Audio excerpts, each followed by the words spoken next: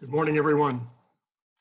I hope, despite the fact we weren't able to celebrate Patriots Day in the way we normally do, cheering on our beloved Red Sox and our friends and family who would be in the marathon, that you nonetheless had an enjoyable extended weekend.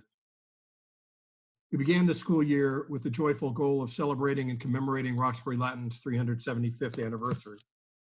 Though the COVID-19 pandemic has overshadowed our year-end plans, we still have the opportunity to focus this morning on Roxbury Latin's long-held mission, characterized by concern for others, a mission fundamental to our school since its founding.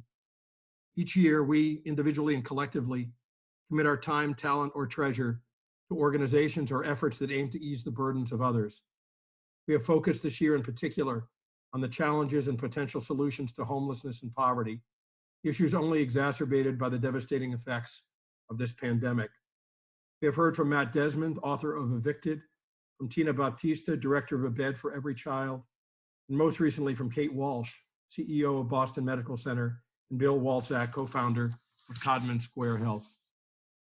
To conclude this series, we are honored to have with us today Professor Esther Duflo, the Abdul Latif Jameel Professor of Poverty Alleviation and Development Economics at MIT.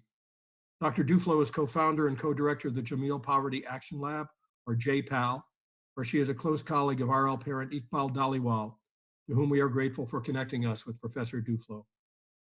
In her research, Professor Duflo seeks to understand the economic lives of the poor all over the world, with the aim to design and evaluate social policies that would improve their lot. She has worked on issues related to health, education, financial inclusion, environment, and governance. In 2019, Professor Duflo was awarded the Nobel Prize for Economics, along with her husband Abhijit Banerjee and her colleague Michael Kremer. This most prestigious award in the world was intended to acknowledge their experimental approach to alleviating global poverty.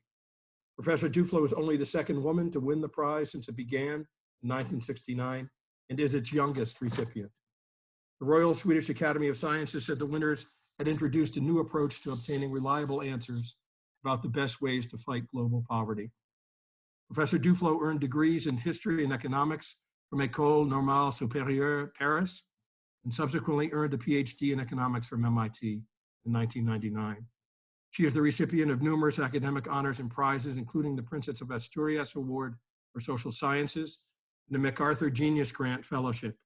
With Abhijit Banerjee, she wrote Poor Economics, a radical rethinking of the way to fight global poverty, which won the Financial Times and Goldman Sachs Business Book of the Year Award in 2011 and has been translated into 17 languages. They also co-wrote the 2019 release, Good Economics for Hard Times, Better Answers to Our Biggest Problems. Professor Duflo is editor of the American Economic Review, a member of the National Academy of Sciences, and a corresponding fellow of the British Academy. We are most honored to welcome Professor Esther Duflo to Roxbury Latin's virtual hall this morning. Good morning, everyone.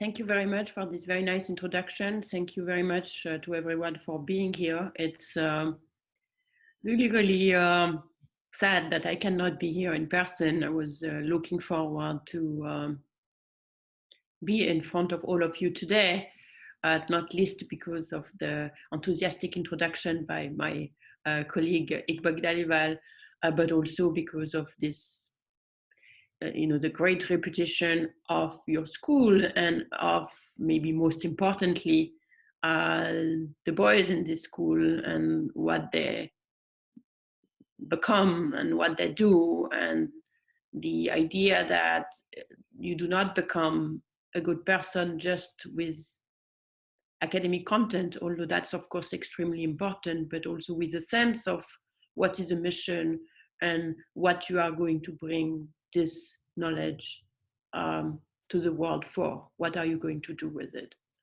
And in this respect, when I heard from Iqbal about the theme of your series of rules about homelessness and poverty, and that it was chosen to celebrate the birthday of the school, I was really looking forward to being there in person to be a part in this introduction of this very different life than the one you've been living till now.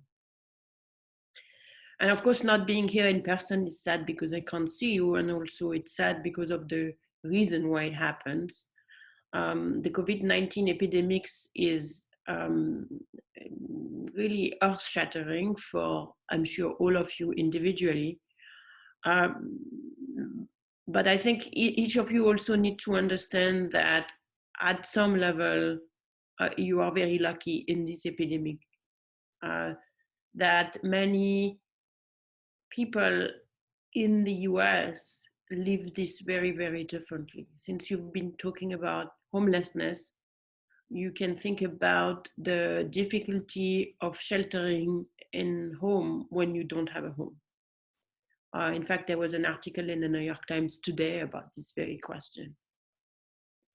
If you're thinking about poverty and worldwide poverty, you can think about the impact that a health catastrophe like the COVID-19 pandemic can have on the health system, which are not prepared for this at all.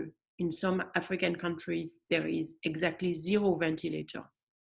And nor is there oxygen, nor is there PPE for health frontline workers, nor is there any training for the frontline workers.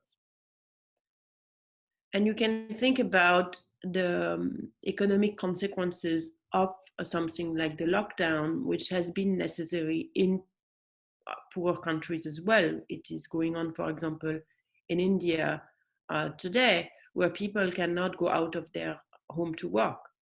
And that's very unpleasant when you are in the US and you're working in a small business and your small business has to shut down. But it could be life-threatening when you are a hawker working on in a food stall in a small city in India and you cannot go out to work. So a lot of my days in the last few weeks has been devoted to try and see what I can do in this situation. So we have been working on trying to convey the information as well as possible, both in poorer countries. So we are doing a big information campaign with the government of West Bengal in India, and you'll be amused to know we needed a star to convey messages. And the best star to use in West Bengal is my husband, Abhijit Banerjee, because since he won the Nobel Prize for West Bengal, he is a sort of semi-god there. So that's one project we are doing, and we are reaching hundreds of thousands, millions of people, in fact, through cell phones. In the US, I've been concerned about African American communities, which are suffering a disproportionate burden of this disease, both because they are working in worse conditions. For example, they have essential jobs that they cannot do from home, and also because they have pre-existing condition, and finally because the messages that we are getting about the importance of social distancing and wearing masks are not going out to them in the same way. And in particular, if you're an African American, wearing a mask is something that can be positively threatening because people look at you as someone who might be trying to hide something. So we have launched a project with MGH doctors to record video that we are going to send to people in African Americans and Hispanic communities. In Boston, the Hispanic community is the most hardly touched. But this is, this is my day job these days, but this is not my day job in normal days. And I thought for the rest of today, I'll give you just a very quick introduction of why I'm doing what I'm doing and how I become what I became, and what are some of the impacts of what both my work is doing and the work of JPAL more generally. I'm going to start to share my screen for a short presentation.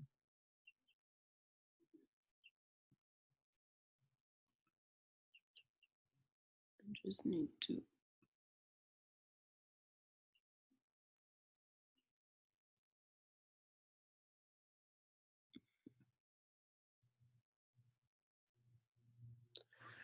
So when I've named this presentation Fighting Poverty with Facts and Passion, because I think both of them are important, and I hope you're bringing both of them to whatever you decide to do in the future. So when I was an undergraduate student, and certainly not a high school student, I was certainly not seeing myself as an economist. I was very interested in poverty and in global poverty. My two heroes were Mother Teresa and Albert Schweitzer. And both of these individuals are remarkable individuals who have done a lot of work to help the poor.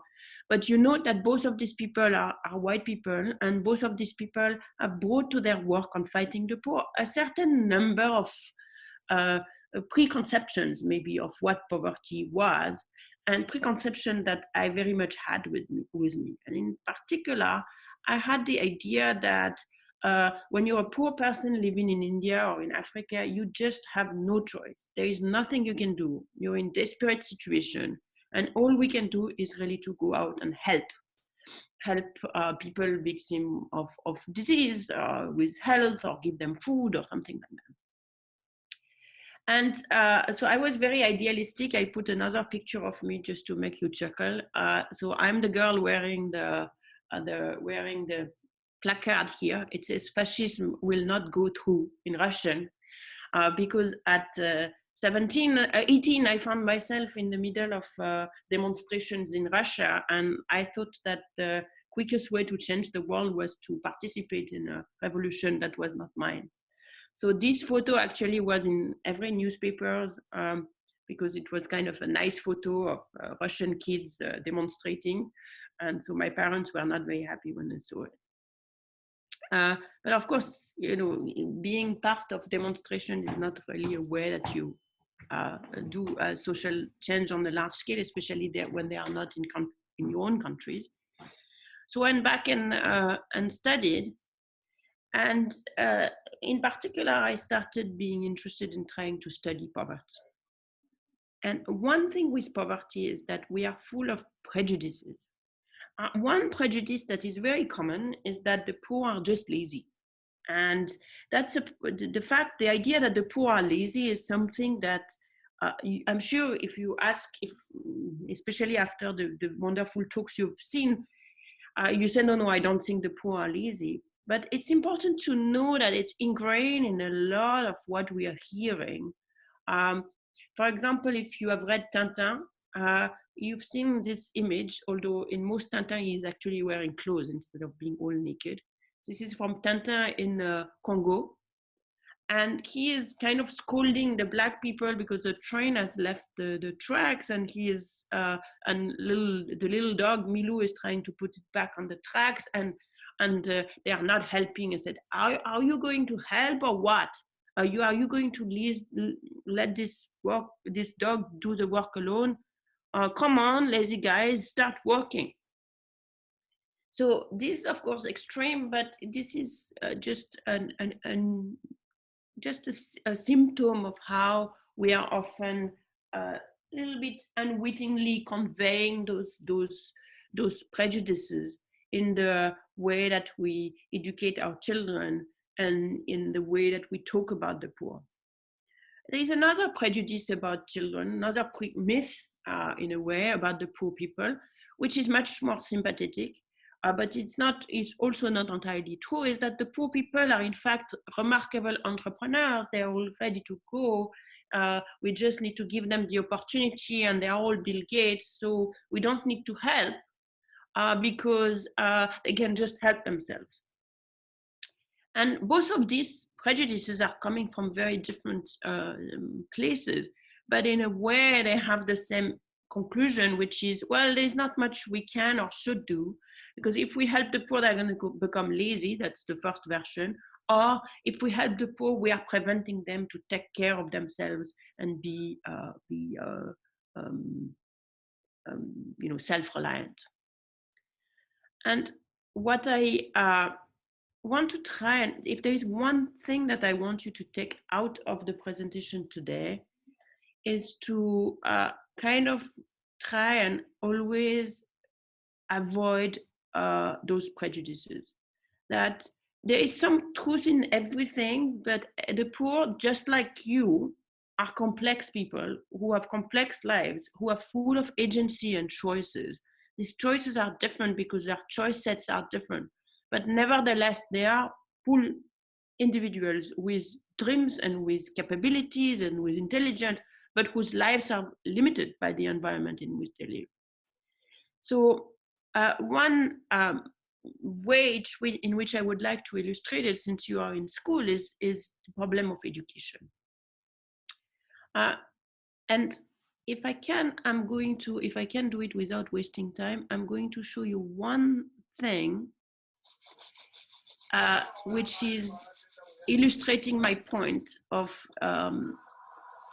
we need to consider the poor like they're just like us. Yeah, it's your boy Famous, NYC to LIB. The song is dedicated to David Waterby. Hope school for the deaf. Your passion inspires us all. Let's go. Can you hear the sound? Yes, we can, Professor Duflo. But you don't see the video anymore. No, we do not, just the sound.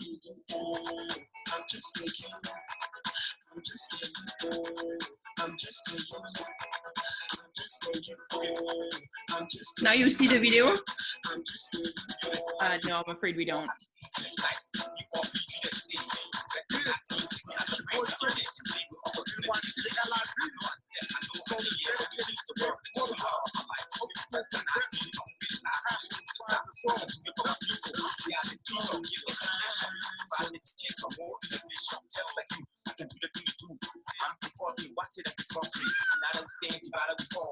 All we need is who one love. All we need is who one love. You put your hands up and listen with your eyes, and you will realize that I'm just like you. I'm just like you. I'm just like you. I'm just like you. I'm trying to stop that now. Yes, good. So, and I'm sorry you couldn't see the video. I'll send you the link.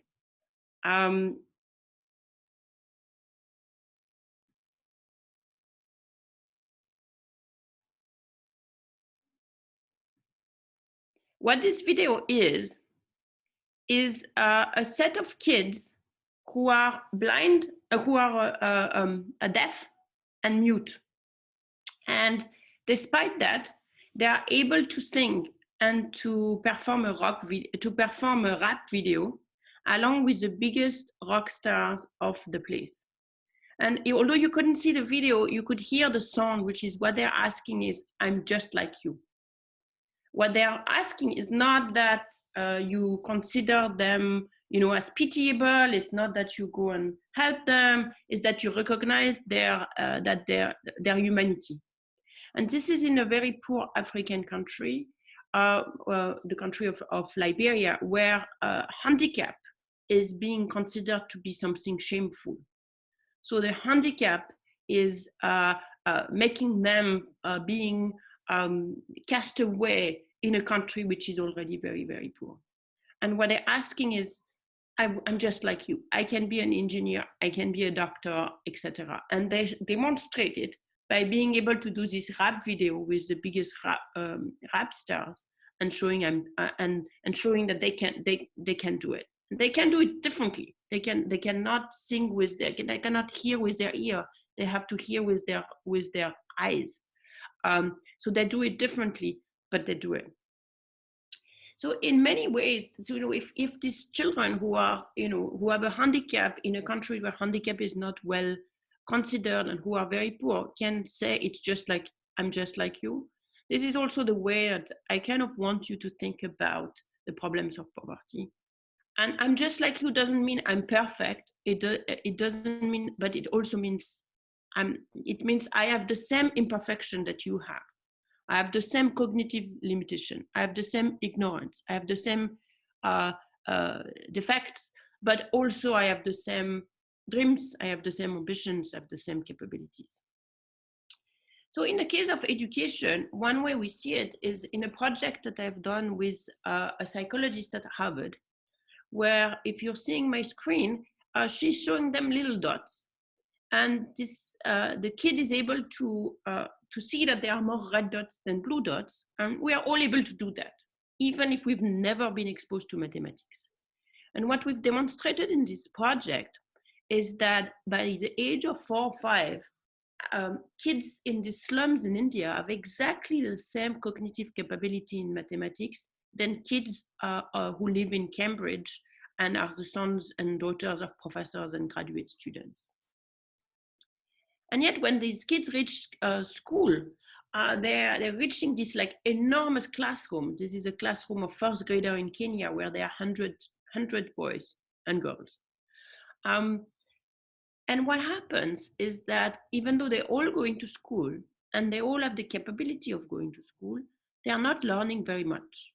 So for example, in India, 42% of kids in 3rd grade can read at 1st grade level, and 25% can do a simple 2-digit subtraction. And yet when you go to markets and you're seeing these kids who are selling things on markets, they are remarkably good at doing the arithmetics that is necessary to sell goods. So for example, we sent mystery shoppers to them to buy, let's say, eggplants and tomatoes. So we say, 450 grams of eggplant plus 250 grams of tomatoes, and you give them 500 rupees and they give you the change. 97% of the time, they give you the right change at the right time, almost in no time. So that means they're extremely fast at doing arithmetics.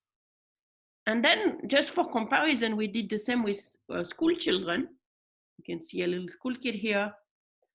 Some of the youngest in Roxbury Latin must be about that age. And when the school kids do this operation, I'm sure you guys could do it, but they have a lot of difficulties. You are seeing them here trying to add up the numbers, and in order to add up many 25, they have to tally the numbers, and then they make a mistake at the end.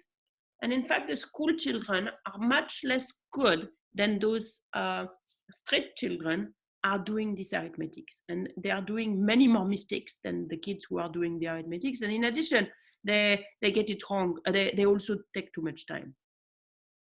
So how come we arrive at a school system which is not able to recognize the skills of the kids in markets, and at the same time is not able to teach anything really useful to the kids in school? That seems to be an education system that is failing its 2 missions. One is to recognize talent, and the other is to impart skills. Because it doesn't impart skills and it doesn't recognize talent. So in my research, I've spent a lot of time trying to understand this problem. And through a combination of many projects, I've come to the conclusion that one of the big problems is that the ambition is just too crazy. So this is a snapshot of the 2nd grade curriculum in mathematics. So you can see that in 2nd grade, you're starting by understanding the concept of circle. Then you're starting how to do the perimeter of something. Then you have to, in November, you should get your multiplication table up to 15. I don't know about your 13th multiplication table. Mine is not very good, but I hope yours is good, because otherwise you wouldn't do 2nd grade in India. So the curriculum is completely insane. Absolutely inadapted, not to these kids, but to really any kid. But unfortunately, the teachers are required to teach the curriculum. And so very quickly, all children get lost, and the teachers end up teaching the curriculum to just about nobody. So if that's the situation, then the answer, if that's really the reason, then the answer to this problem would be to go back to teaching kids who are reaching grade 2 without knowing to read or to do single-digit subtraction to do it. So it seems very simple. It is basically a combination of either tracking by level or remedial education or tutoring. And we call this concept teaching at the right level. And I'll share the slides with you so that you can link on the video when at home. And you will see that this is a program that's done by an NGO called Pratham, which they have called under the name Teaching at the Right Level. So it's basically a very simple activities that forget about trying to be too ambitious, but go back to teaching kids what they can realistically learn at a point or the other. Now, how do I know that this program is working? Is it because of the nice videos that you will be able to watch at your leisure? Often in the world of helping the poor, that would be sufficient. That would be the proof. You know, you have one child and you see her and she's getting better and better, and that's the proof of the effectiveness of your program. But of course, that's not what I do. And in fact, one of the reasons I decided to do economics is that I felt a lot of discomfort that the attempt to help the poor were not grounded in scientific evidence. That people take intuitions, and then they kind of go with it and spend money with it without ever really finding out whether it made a difference. And it turns out that in medicine, we have a way to do this, which is the idea of randomized controlled trials. So in a randomized controlled trial, you take these two test tubes. In one of them, you're putting a new drug, and one of them you don't, you're putting the status quo drug. Then some people get the new drug, some people get the status quo, and then you can compare. And if you see a difference, it is really because of your program. Now, it turns out you can do just the same with social programs. So for example, you could take a series of villages in India. You could show them you could have some villages having one intervention, some villages having another intervention, and then another village that get the business as usual. And because they've been chosen randomly, they are all over the maps. And of course, they're also similar in terms of all their other characteristics. So here, so in this case, in the case of the remedial education program, we've done many experiments. And what we found is that, in some villages, we put in place a program of teaching at the right level, where some volunteers or the teachers went back to teaching the basic to the kids. And in some villages, the normal school year continued. And what we found overall, to summarize, is that in the status quo, about 1/4 of children, for example, can do a subtraction. And when you have the teaching at the right level program, it doubles to about half the teachers. And that to half the kids are able to now do a subtraction.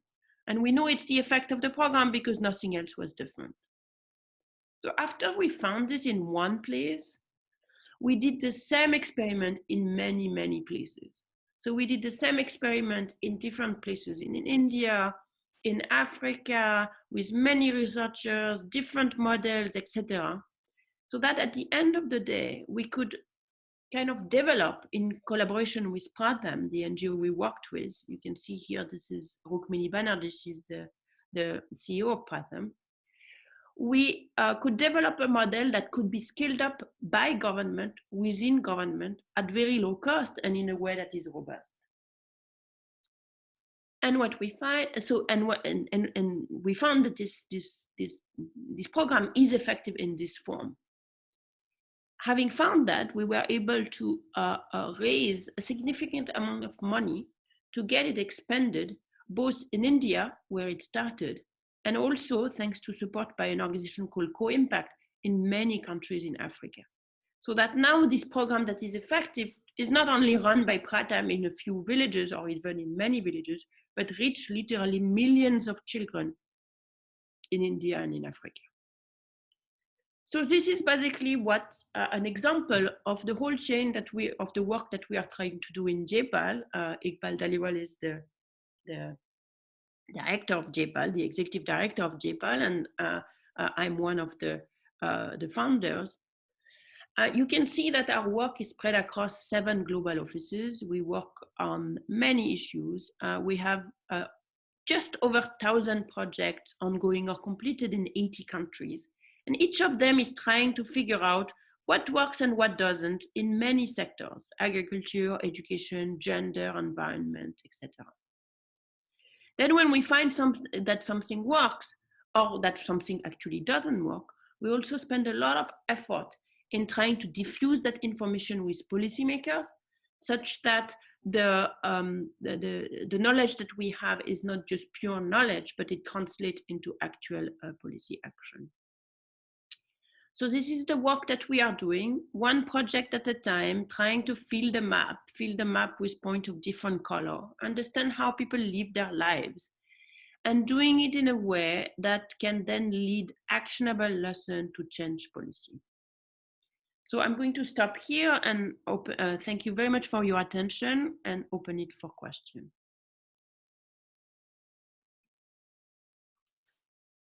Professor Duflo, we have a question from Dennis Jin, who is in grade 8. And Dennis's question is, are there any moral or ethical concerns with having a control group? For example, we could give these people help, but we aren't in the name of other villages.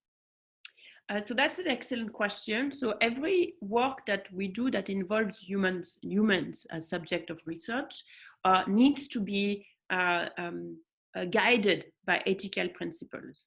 So every project that we do is reviewed by an ethical committee here and in the country when it is run. So in general, randomizing per se is okay. It's something that you can do both in medicine and in social policy, because you do not know everything. In fact, you do not know what works and what doesn't. And often what you are really trying is not, oh, let me compare giving people a beautiful home and then some people doing nothing, but instead is doing a different version of a program. So in many cases, we just simply have no idea of what works. And for example, go back to the level of education, we couldn't be sure at the beginning that this idea of going back to the basic and teaching at the right level works. We have to try it out until we find out. And what's unethical in a way is to waste resources in programs that don't work. So we have a second question here from Vishnu Amani. Vishnu is a sophomore, and he says he has a question about the consequences of cultural barriers in poverty alleviation. He says, I know that in India, there have been a lot of issues where underprivileged communities reject help from developed countries. Is this an issue that JPAL has ever confronted? So it's another excellent question, and I think that relates to the way that many organizations do aid, which is just to kind of show up and try and, you know, let me tell you what is good for you and then do it. But the way that we are working in JPAL is quite different. First of all, we only ever work with local partners. And so and second of all, we are always we never come and say, we know what your problem is. Instead, we spend a lot of time talking to people, figuring out what their perception of what their problem is, and then saying, well, you know, these are the various options that we have. Why don't we try out? And when I say we, it's usually not me who is saying that, but the partners on the ground that we are working with, which could be NGO or government.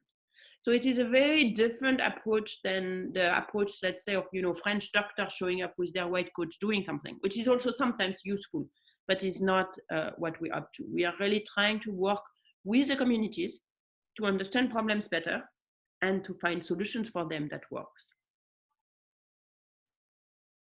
Our third question is from James McCurley, who's a freshman. And James's question is, how cooperative do you find local governments and NGOs to be in implementing your suggestions? Another great question. So it's one thing that I've learned over the years is that it is not that you run an experiment, you find a result, and then if you have a good result, you can just go and talk to, broadcast it to all the policymakers and NGOs around the world, and they'll adopt your suggestions. That's not at all the way it works. In fact, I've devoted my Nobel lecture to this very question, which is how do you go from a result to something that is a message that is useful for policymaking, that is actionable, and they are willing to act, to act upon. And the answer to that is very much the same as the answer to the other question, which is you go in this very slow cooperative way. You don't show up one day and say, we did the experiment, this is what you should do. you kind of go talk to policymakers and then come again and then come again. And then sometimes we leave someone there for a year or two to generally make themselves useful and figuring out where they can help out, not with the problems that the policymaker encounter, and also with any adaptation of the implementation.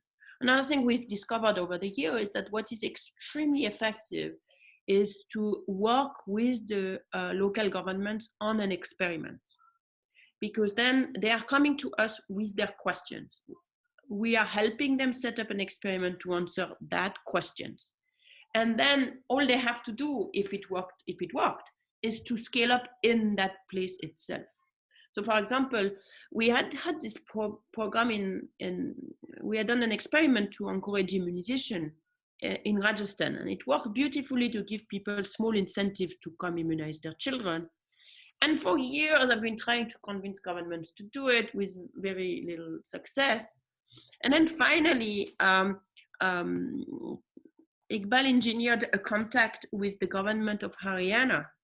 And with the government of Haryana, we went the other way, which is we said, oh, you want to improve your immunization rates. What do you think might work? Let's try out. And we tried out not just in a very large experiment, not just our own idea, but their ideas as well. And in fact, it turned out that the combination of these ideas is what works the best. So this is how you get the cooperation. Our next question is from Hari Narayanan, who's a senior. And Hari writes, India is obviously an extremely diverse place where entire languages, cultures, and industries, etc., vary every few hundred kilometers, and the problems affecting one village are probably very different from the next village. Given this, do the specific local interventions that you test in one village work across the country's hundreds of millions of students? Another great question to which you cannot answer until you try out. So basically at the beginning, when I was starting to do this work, I got a lot of these questions. Well, but you're doing one experiment somewhere, how do you know it's going to work elsewhere? What you find in India, will it work in Indonesia? Will it work in Ghana? Will it work in the US? Will it work in the next village in India itself? And the answer to these questions is you have to run the experiment in many places. And in that sense, you start getting a sense of whether or not results generalize from place to place. So in the case of remedial education, for example, that program or versions of that program have now been run probably in 10 very different places. And so in those 10 very different places, we get the same type of results. So we know that likely this is something that is effective across contexts. Now, would I recommend it to the US? Probably not, because the explanation for why the program works is really closely tied to the colonial past of many countries, and the US has a very different system. So in many inner cities in the US, the problem is not that school is too demanding, is that it's not demanding enough. So in that case, you want to think of the right response in a completely different way. So the way that you can generalize is by a combination of repeating experiments many places, and also try to extract the reason why the program works or doesn't work, so it's a kind of a back and forth between gathering many individual data points and forming a theory around them. If you've seen a painting by the French painter Seurat, the pointillist painter, so he paints the picture by making little dots. So if you're very, very, very close, all you see is dots. If you go a little farther, you can start seeing a picture. And the picture is made of all these dots. Some of them have the same color, some of them have different colors. And this is a bit what we are trying to do with our experiments. Our next question is from Blair Zhou, and Blair's question is, what can or should economists do to lessen the impact of COVID-19? Economists are perhaps not the most useful in the first instance, in that I think we need to be grateful to all the doctors, the nurses, the people who clean in the hospitals, the ambulance drivers, and then in the second instance to the biologists and the medical researchers who are working on the treatment and the drug. Nonetheless, there is an economic aspect to this crisis that we are we are acutely aware of, and there are, in a sense, two big streams of work that economists can do to think to help, to play a role in helping against this pandemic. The first one is to economists understand a lot about how people behave and why they behave the way they do. And that knowledge can be put to work to help people comply with social distancing, with hygiene practices, with mask wearing, and so on and so forth. So this is a lot of the work that I'm doing, both that I alluded to in introduction, that I'm doing both in India and in the US, to think about what's the most effective way to convey the right information about COVID and to lead to the right behavior, protective, so that people can protect themselves and protect their communities. So that's the first stream of work. The second stream of work is to think about the economic implication both of the disease and of the measures that we had to take to prevent the disease. So in a way, as it's been likened to put the economy in a sort of induced coma, we now need people to stay home. What are the consequences of doing that, and how to design this the assistance and the help that people need to get in during this lockdown period to ensure the fastest possible bounce back once it will be possible to ease the restriction. So one of the so there economists can help in thinking about, given what we know. So one of the things we know, for example, is that if you give people cash, just straight cash, poor people cash to help them, they use it very well. They don't waste it. That's even in normal circumstances. They don't waste it. They eat more. They are more healthy, etc.